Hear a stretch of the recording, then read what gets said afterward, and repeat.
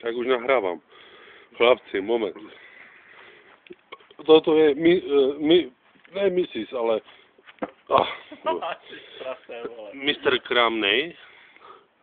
On není už rád, on je chudák, kurva, zadowolony. Tak na pewno jak pan Ludziek, pan Udzia. Tak na pewno człowieku. Oni się tak pewnie drży za te ręki, kurde, tak jako prosty Polak z Polakiem, bo na pewno tak jest, bo Polak to jest najlepszy człowiek na tym świecie, tak, bo to jest polskie, to jest najlepszy.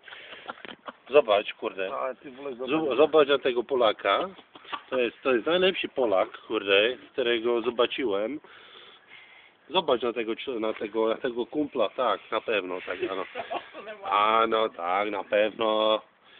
I ten Polak, ten drugi tutaj jest taki spierdolony, dlatego, że on pije czyskie piwo, dlatego, że on nie pije to tyskie.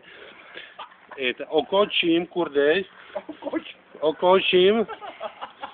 Zobacz na tego kumpla. O, człowieku.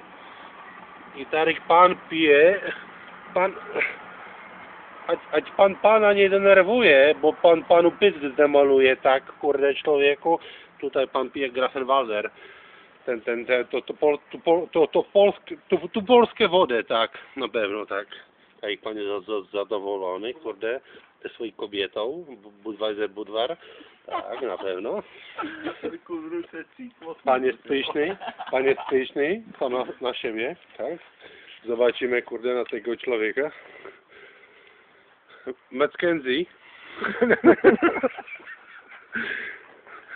Já bych to nazval, vole. Já bych to nazval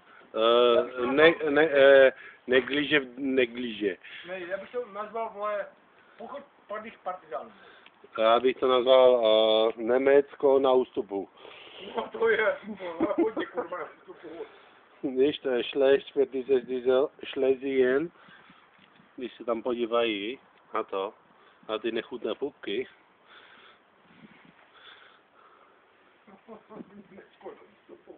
To je Wehrmacht, který už skončil. Jo, ten Wehrmacht už skončil, no, to máš pravdu.